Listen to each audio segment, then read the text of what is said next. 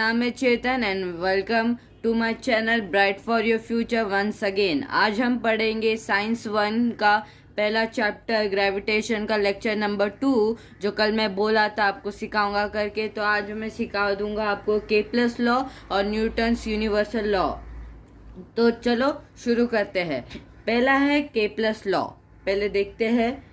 Planetary motion had been observed by astronomers since ancient times। इधर बताया गया है क्या, जो सर केपलर ने डिस्कवर किए थे प्लानिटरी मोशन, और पहले से सिंस एशियंट टाइम से देखते आ रहे हैं। Before Galileo all observation of the planets position were made with naked eyed. पहले क्या, अभी के ज़माने में कैसे टेलीस्कोप वो सब आ गया है, पहले के जो लोग थे, गैलीलियो लोग के वक्त के लोग थे, वो लोग है ना नेकेड आइज से, मतलब ऐसी आँख से देख के पता चल जाता था उनको। By the 16th century a lot of data were available about planetary positions and motions। मतलब 16th सेंचुरी तक है ना प्लानिटरी मोशंस जो होता है ना, उसके बारे में बहुत सारे इंफॉर्मेशन कलेक्टेड था। तो Jones Kepler studied this data. Jones Kepler जो थे, सर केपलर, उनने वो डाटा को पूरा 1 by 1 स्टडी किए, और he notice that the motion of planet follow certain law. मतलब अभी जो सूरज के गोल गोल घूमते हैं ना, उनका एक लॉ रहता है, हर एक प्लेनेट का है ना एक लॉ रहता है। He stated 3 laws. उन्हें अपना खुद का 3 लॉज बनाए डिस्क्राइबिंग प्लानिटरी मोशन। मतलब प्लानिटरी मोशन के ऊपर उनने अपना खुद का ही 3 लॉज बनाए। This are known as Kepler's law which are given below. वो उसे ही कहा जाता है केपलर्स लॉ। आगे बढ़ने से पहले मैं आपको ये बताना चाहता हूँ, डू यू नो वाला ये जो है ना, ये ट्रायंगल और ये एलिप्स में ये सब है ना, तो रिलेटेड है, ये थोड़ा है ना रिलेटेड है। तो इसको शॉर्ट में मैं आपको बता देता हूँ, उसके बाद आगे बढ़ जाता हूँ। इसमें क्या है, एन इलिप्स रहता है। जो ये ट्रायंगल दिख रहा है, ट्रायंगल में अगर आप कट करेंगे तो ऐसे शेप पाया जाएगा। तो उसको क्या किए, उसका है ना the sum of the distance of the 2 focal from every point of the curve is constant.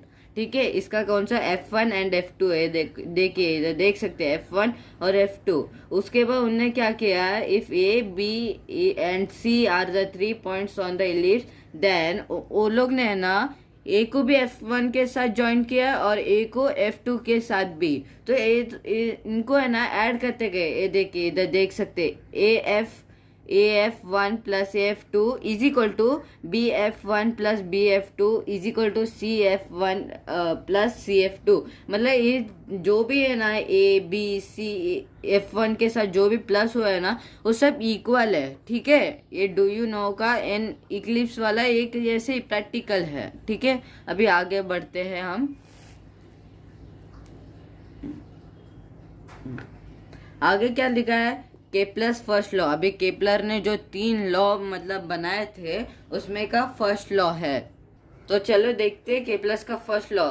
The orbit of a planet is an ellipse with the sun at one of the foci. इधर बताया क्या है, ये जो diagram आप देख पा रहे हो ना, इतना बड़ा सा diagram 1.4 the orbit of a planet moving around the sun. इसमें ये जो पहला लॉ क्या बोलता है, इधर जो सन है ना, इस सन और ये प्लैनेट ए भी जो है ना, अभी आप इसमें से ना कौन से भी डायरेक्शन में जाओ, आप यहाँ जाओ वरना यहाँ जाओ वरना यहाँ जाओ, कहीं भी जाओ उसमें से आपको सन जरूर दिखेगा। आप कौन से भी DC में जाओ, EF में जाओ, आपको कौन से भी एंगल से आपको सन जरूर दिखेगा। वही इसमें बताया है आपको। ये मैंने पॉइंट सब हाईलाइट करके रखा है, उसको आप लिख लीजिए, एग्जाम में कभी भी पूछ सकते हैं, तो इतना बड़ा बताने का जरूरत नहीं है। ऐसे शॉर्ट फॉर्म में जो मेन रहता है ना, वो सब लिख दीजिए, उसका भी मार्क्स मिलेंगे आपको। अभी इधर आता है केपलर्स सेकेंड लॉ।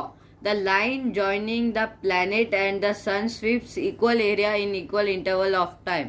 अभी इधर जो है, इधर क्या है, ए और बी है। अभी ए बी है ना, ये दोनों कितना टाइम और इंटरवल लेते हैं, डिस्टेंस और टाइम, उतना ही डीसी लेता है। अभी डीसी जितना लेता है उतना ही ईएफ रहता है। मतलब ये तीनों का है ना इक्वल टाइम ऑफ इंटरवल रहता है और इक्वल डिस्टेंस रहते हैं किससे, सन से। और इसमें क्या है लास्ट, के plus third law, the square of its period of revolution around the sun is directly proportional to the cube of the moon distance of a planet from the sun. Thus, if r is the average distance of the planet from the sun and t is the period of the revolution, then t square is indirectly proportional to r cube. Example, t square upon r cube is equal to constant k. इधर बताया क्या है, जो radius है सन और उसके बीच में वो क्या है, स्क्वायर है। और जो टाइम, जितना टाइम लेता है पहुंचने के लिए, जितना टाइम लेता है ना पहुंचने के लिए, वो क्या है, अपना स्क्वायर है। और जितना रेडियस लेता है, मतलब जगह लेता है, उसको क्या है, रेडियस क्यूब है। तो इधर क्या बताया formula, T square indirectly proportional to r cube. Example, t square upon r cube is equal to constant is equal to k. यही आपका हो गया थर्ड लॉ, डिफाइन इजीली कर सकते हो। और अपना लास्ट जो है ना ये पेज का, इसमें क्या बताया गया है कि Kepler obtain this law simply from the study of the position of planet obtain bye regular observation. मतलब वो कैसे ऑब्टेन करे, मतलब ये लॉ को सिंप्लीफाई ऑफ स्टडिंग पोजीशन, जो पोजीशन थे प्लैनेट के उनको दिन बाय दिन देख के वो स्टडी करके ये तीन लॉ को अच्छे से डिफाइन कर पाए। He had no explanation to why planets obey this law. तो उनको पता नहीं था, उनको पता नहीं था क्यों ये सब लॉ ओबे करते प्लैनेट्स पूरे। We will see below how this law help Newton the formulation of theory of gravitation. तो हम लोग फ्रेंड्स आप देख रहे हो हम दूसरे पेज के इधर आ गए हैं। चलो अभी देखते हैं कि दूसरे पेज में क्या है। तो पहला है Newton's universal law of gravitation. मैं बोल रहा हूँ हर चैप्टर के ना हर एक बुक कैरी कीजिए, क्योंकि जो इम्पोर्टेंट नोट्स रहते हैं ना वो सब लिख के रखेगा तो आपको इजी रहेगा याद रखने में, क्योंकि नोट्स लगेगा ना तो और इजी होता है पढ़ने में और समझने में, इसलिए ठीक है। All the above consideration including Kepler's law led Newton to formulate his theory of universal gravity. मतलब जो भी केपलर्स के लॉ थे ना वो पूरा मतलब न्यूटन को हेल्प किए किसमें, formulating the theory of universal of gravity. According to this theory every object in the universe attracts every other object with a defined force।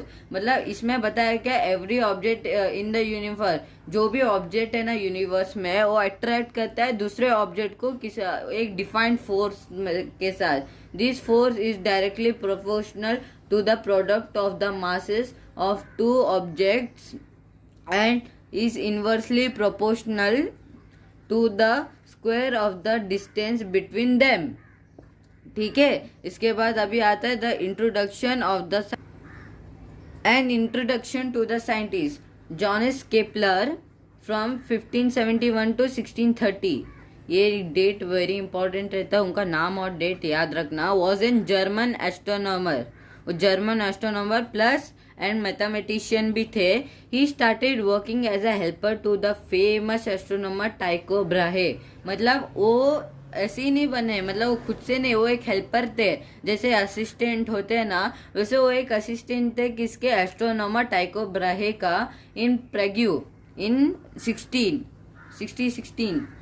तो इधर ये जो डेट है ना वो भी याद रखना। After the sudden death of Brahe in 1601 Kepler was appointed as the royal mathematician. मतलब अभी देखो वो एक असिस्टेंट थे किसके टाइको ब्राहे का। जब टाइको ब्राहे मरे, जब उनका डेथ हुआ 1601 में, तो अभी टाइको ब्राहे नहीं थे, अभी उनका वो ही अपॉइंट हो गए थे। कौन, जॉनस केपलर हो गए थे appointed has royal mathematician in his place. ठीक है, Kepler use the observation of planetary position made by Brahe. जो सर ब्राहे ने बनाया था ना प्लैनेटरी मोशंस का, वो सब को पढ़ के ये ऑब्जर्वेशन से इनने डिस्कवर क्या किया, the law of planetary motion. He wrote several books. his work was later used by Newton postulating the law of gravitation। जैसे पहले भी बोल चुका हूँ, केपलर सर के जॉनस केपलर के वजह से उनका थोड़ा ये लॉस लेके सर आइजैक न्यूटन ने एक मतलब पोस्टुलेट किया उनका खुद का लॉ ऑफ ग्रेविटेशन। जैसे अभी फिगर 1.5 में बताया है, shows two object with the masses m1 and m2 kept at a distance from d from each other. Mathematically, the gravitational force of attraction between the two bodies can be written as F force indirectly proportional to m1 mass 1 mass 2 upon the distance square, और force is equal to gravitation mass 1 mass 2 upon distance square. मतलब देखो मैं इधर ऐसे मतलब लिख के रखिएगा, जैसे मैंने बताया ना अभी, आप ऐसे लिख के रखिएगा तो और आसान होएगा आपको पढ़ने में। हाँ ठीक है, इधर लिखे यूनिवर्सल ग्रेविटेशन ऑफ, उसके बाद यूनिवर्सल ऑफ ग्रेविटेशन करके इतना डायग्राम बनाएगा ऐसे, तो और आसान होएगा पढ़ने के लिए। उसके बाद आप ये देखो यूनिवर्सल ग्रेविटेशन कांस्टेंट भी बताया है, वो अभी मैं बताऊंगा कैसे आएगा। पहले है ना ग्रेविटेशन का फॉर्मूला क्या है, हमेशा ग्रेविटेशन का है 6.67 multiply by 10⁻⁻11 newton metre square और केजी स्क्वायर। ये बहुत नेसेसरी है, ये याद रखना, एग्जाम में भी आ सकता है, क्योंकि है ना जो भी ग्रेविटेशन के थ्रू सम सॉल्व करना है ना, आपको पहला ये याद रहना चाहिए। ये याद रहेगा तभी आपको आ पाएगा। उसके बाद इधर क्या है, ये महेंद्रा और ये विराट है, 1 मीटर का उनका एक एग्जाम्पल है। वो दोनों 1 मीटर के दूरी पर है, ये इसका वेट है 75 और विराट का 8 है 80। तो फोर्स कितना हुआ इधर फाइंड आउट करने बोला है। तो फोर्स इज इक्वल टू जो फॉर्मूला पहले में बताया गया था, कि इधर जो है ना gravitation is equal to mass 1 mass 2 उसके बाद अपॉन आर स्क्वायर। ये क्या आर स्क्वायर बोलेगा तो रेडियस, वो कितना ये था, तो अभी इधर फाइंड आउट करते, ठीक है। Force is equal to 6.67 multiply by 10⁻⁻11 gravitation का, और मास कितना था, मास बोलेगा तो उनका वजन, तो महेंद्र का वजन कितना था 75 मल्टीप्लाई बाय विराट का कितना 80 मल्टीप्लाई बाय 10⁻⁻11। इसको साइड में रखे, क्योंकि ये है ना इसमें रेस टू है ना, तो इसमें रेस टू है ना, जो है ना इधर देखो, इधर ये 75 80 और 6.67 में रेस टू नहीं है, तो जिसके पास रेस टू नहीं है उनको एक साइड लाए, और जिसके पास रेस टू है उनको अलग सा मल्टीप्लाई करने रख दिए। तो इधर 1 स्क्वायर था, 1 स्क्वायर बोलेगा तो 1 स्क्वायर का 1 ही आता है आंसर। तो force is equal to 4002 multiply by 10⁻⁻11, force is equal to 4.0002 multiply by 10⁻⁻7 newton metre.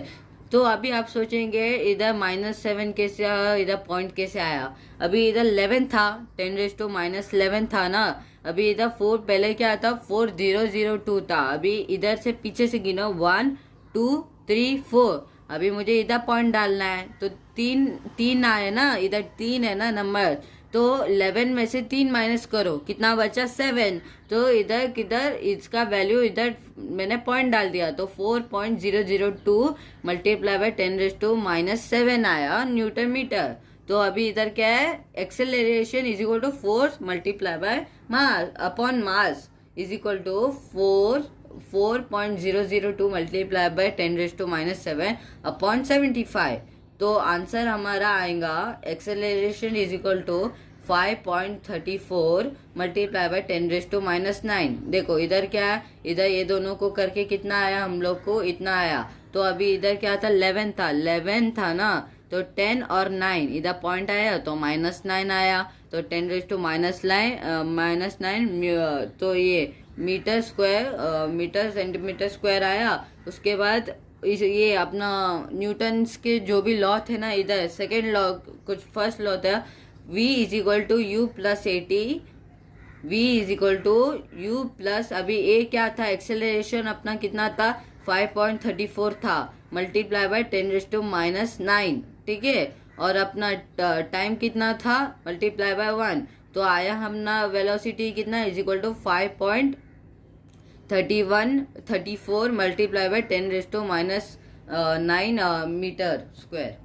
ठीक है, आई होप दोस्तों आपको समझ में आया होगा सब। आज के लिए लेक्चर नंबर 2 इधर ही समाप्त होता है। आज मैंने आपको 2 पेज समझा दिया है। अगला लेक्चर में आपको पेज नंबर 5 और 6 भी समझा दूंगा। ऐसे लेक्चर 2 मतलब लेक्चर 3 भी मैं बता दूंगा। तो अगर आपको ये वीडियो पसंद आया तो लाइक कीजिए, शेयर कीजिए और कमेंट कीजिए और आपका सपोर्ट बताइए, क्योंकि हम भी अभी बहुत मेहनत करते हैं। दूसरा वीडियो है अभी, तो प्लीज़ ऐसे मत जाएगा। Thank you.